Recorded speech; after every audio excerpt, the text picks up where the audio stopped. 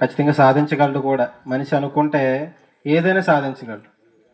మనిషి ప్రయత్నిస్తే ఈ భూమి మీద ఏదైనా ఖచ్చితంగా సాధించగలడు. మీకు సాధారణంగా అర్థమయ్యే భాషలో చెప్తాను. చిన్నప్పుడు మన తల్లిదండ్రులు మనకి భోజనం తినిపించేటప్పుడు చందమామ రావే జాబిల్లి రావంటే ఒక పాట పాడతారు. నిజానికి ఆ చందమామ మన దగ్గరికి రాదు, కానీ మనిషి ఆ చంద్రుడి మీదకే వెళ్ళేంత జ్ఞానాన్ని సంపాదించాడు. ఆ చంద్రుడి మీదకే వెళ్ళేంత జ్ఞానం సంపాదించాడు. చిన్నప్పుడు సరదాగా పాటలు పాడుకునే వాళ్ళు చంద్రుడిని రమ్మని. కానీ మనిషి ఆ చంద్రుడి మీదకే వెళ్ళేంత సామర్థ్యాన్ని సంపాదించాడు. మనిషి అనుకుంటే ఏదైనా సాధించగలడు. మనిషి అనుకుంటే ఎన్నో యంత్రాలను కనిపెట్టాడు, ఎన్నో వాహనాలను కనిపెట్టాడు. గాల్లోనే ఎగరటానికి కొన్ని విమానాలే తయారు చేశాడు. ఎంతో వేగంగా ఒక ప్రాంతం నుంచి ఒక ప్రాంతానికి ప్రయాణం చేస్తున్నాడు. ఎక్కడో దూరంగా ఉన్న వ్యక్తులతో మాట్లాడటానికి ఫోన్లు కనిపెట్టాడు. మనిషి ఎన్నో సాధించగలడు. ఈ భూమి మీద మనిషి అనుకుంటే సాధించలేనిది ఏదీ లేదు. కానీ మనిషి ఎంత ప్రయత్నించినా ఈ భూమి మీద ఒక్కటి మాత్రం తను ఎప్పటికీ చేయలేడు. ఎప్పటికీ మనిషి అది సాధించలేడు. మనిషి ఎంత అనుకున్నా, ఏది చేయాలనుకున్నా, ఎంత ప్రయత్నించినప్పటికీ ఒక్కటి మాత్రం మనిషి చేయలేడు. అదేంటంటే పాపం నుంచి విడుదల పొందడం. మనిషి ఏదైనా చేయగలడు. అంతరిక్షానికి వెళ్ళగలడు, యంత్రాలు తయారు చేయగలడు, రకరకాల వాహనాలు తయారు చేయగలడు, ఫోన్లు తయారు చేయగలడు, ఏవేవో తయారు చేయగలడు. కానీ ఆ మనిషి ఈ పాపం నుంచి విడుదల పొందడం అనేది ఎంత మాత్రం జరగదు. అందుకే బైబిల్ అది చెప్పింది, ఏ భేదం లేదు, అందరూ పాపం చేసి దేవుడు అనుగ్రహించే మహిమను పొందలేకపోతున్నారని. ఇది నిజమండి. ఏ భేదం లేదు, చిన్నని లేదు, పెద్దని లేదు, చదువుకున్నోడని లేదు, చదువు లేనోడని లేదు, పల్లెటూరు వాళ్ళని, సిటీ వాళ్ళని, ఎవ్వరు ఏ భేదం లేదు. అందరూ పాపం చేసిన వాళ్ళమే. నేను పాపం చేయలేదు అని చెప్పడానికి ఎవరు సరిపోం. కానీ మనమంతా ఇక్కడున్న మేమైనా కానీ, వింటున్న మీరైనా కానీ, ఎవరైనా కానీ, ఏ ప్రాంతంలో ఉన్న వారైనా కానీ ఖచ్చితంగా పాపులమే మనమంతా.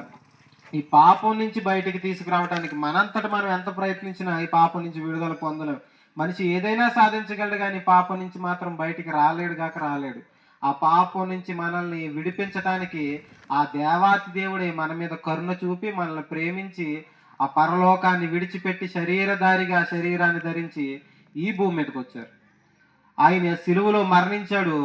మనం చేసిన తప్పుకి, మనం చేసిన పాపాలకి విరుగుడుగా ఆయన ఆ సిలువలో మరణించాడు. ఆయన ఏదో చేతకాని వాడి కింద మరణించలేదు, కానీ ఆయన ఏదో వాళ్ళ నుంచి విడిపించుకోలేక మరణించలేదు, కానీ ఆయన మనందరి పాపాలని ఆయన భుజాల మీద వేసుకుని మన తరపున మనం విడుదల పొందలేని, మనం ఎప్పటికీ సాధించలేని ఆ పాపం నుంచి మనకి విడుదల దయచేయటానికి ఈ లోకానికి వచ్చి ఆ సిలువలో మరణించి మనందరికి ఒక గొప్ప రక్షణ భాగ్యాన్ని ఇచ్చారు. ఆయన రక్తంలో ప్రతి పాపం నుంచి మనకు విడుదల ఉంది. కనుక మనం ఎప్పటికీ విడుదల పొందలేని ఆ స్థితి నుంచి, మనం ఎప్పటికీ విడుదల పొందలేని ఆ పాపం నుంచి విడిపించడానికి యేసుక్రీస్తు వారు వచ్చారు.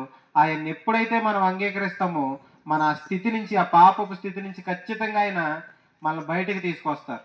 కనుక ఈ మాటలు విన్న ప్రతి ఒక్కరూ సాత్వికంతో ఈ మాటలు అంగీకరిస్తూ మన స్థితిని మనం జ్ఞాపకం చేసుకుంటూ ఆ రక్షకుడైన ఆ యేసయ్య దగ్గరికి రావాల్సిందిగా ప్రభువారి పేరిట మనవి చేస్తూ చిన్న ప్రార్థన చేసుకుందాం. ప్రార్థనలు ఏకీభవించండి.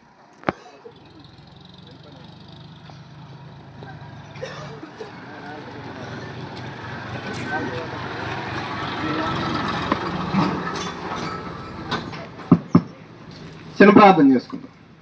ఈ మాటలు ఉన్న ప్రతి ఒక్కరూ ప్రార్థనలు ఏకీభవించండి. చిన్న ప్రార్థన చేసుకుందాం. పరలోకమందున మా తండ్రి, దయ కలిగిన మా దేవా, దేవా, మమ్మల్ని రక్షించడానికి, మేము విడిపించుకోలేని స్థితి నుంచి తండ్రి మమ్మల్ని విడిపించడానికి, మమ్మల్ని ప్రేమించి పరలోకాన్ని విడిచిపెట్టి లోకానికి వచ్చారు ప్రభా. తండ్రి, ఏమిచ్చి మీ రుణం తీర్చుకోగలం ప్రభా. మిమ్మల్ని అంగీకరించి మా పాపపు స్థితి నుంచి, మా పాపపు బంధకాల నుంచి, విశ్రాంతి లేని స్థితి నుంచి తండ్రి మిమ్మల్ని పొందుకుని, మిమ్మల్ని అంగీకరించి ప్రభా విశ్రాంతి పొందుకునే జీవితాలు ప్రతి ఒక్కరికి దయచేయండి తండ్రి. ఈ మాటలు వింటున్న తండ్రి ఎంతమందికి అయితే తండ్రి ఇరుకుల్లో, ఇబ్బందుల్లో తండ్రి విశ్రాంతి లేని కుటుంబంలో తండ్రి గందరగోళ పరిస్థితులు ఉన్నాయో ప్రభా, ప్రతి పరిస్థితిని తండ్రి ప్రార్థనలో పెడుతున్నాం ప్రభా. తండ్రి కుటుంబాలకు తండ్రి విశ్రాంతిని, ఆదరణ దయచేయండి. లోకంలో తండ్రి ఎంత వెతికినా తండ్రి విశ్రాంతి దొరకదని తండ్రి నీ సన్నిధిలో ప్రభా మీ దగ్గర మాత్రమే ప్రభు విశ్రాంతి దొరుకుతుందని తండ్రి తెలుసుకుని తండ్రి గుర్తెరిగి తండ్రి నిత్యమైన సంతోషాన్ని పొందుకోవటానికి తండ్రి ప్రయత్నించే తండ్రి చక్కటి హృదయాలు ప్రతి ఒక్కరికి దయచేయండి తండ్రి. ఇక్కడ ఉన్న కుటుంబాలను దీవించండి ప్రభు తండ్రి. వీరి జీవితాల్లో తండ్రి అద్భుత కార్యాలు జరిగించండి తండ్రి. విశ్రాంతి పొందుకునే జీవితాలు దయచేయండి. ఎవరైతే తండ్రి ఈ క్షణం తండ్రి రోగాలతో తండ్రి ఇబ్బందులతో బాధపడుతున్నారు తండ్రి ఆ రోగాలతో తండ్రి స్వస్థత లేకుండా ఉన్న తండ్రి ప్రతి ఒక్కరికి స్వస్థత కలుగునుగా కానీ ప్రార్థన చేస్తున్నాం ప్రభు. నెమ్మది లేని తండ్రి కుటుంబాలకు తండ్రి నెమ్మది కలుగునుగా కానీ ప్రార్థన చేస్తున్నాం ప్రభు. కృపనిచ్చి నడిపించండి. రక్షణ లేని తండ్రి కుటుంబాలకు ప్రభు రక్షణ కలుగునుగా కానీ తండ్రి ప్రార్థన చేస్తున్నాం ప్రభు. కృపలో భద్రపరచండి. ఈ మాటలు తండ్రి వారిలో ఫలింపజేయమని వేడుకుంటూ చిన్న ప్రార్థన మా ప్రభువును రక్షకుడైన యేసయ్య పేరిట అడిగి వేడుకుంటున్నాం పరమ తండ్రి. ఆమేన్.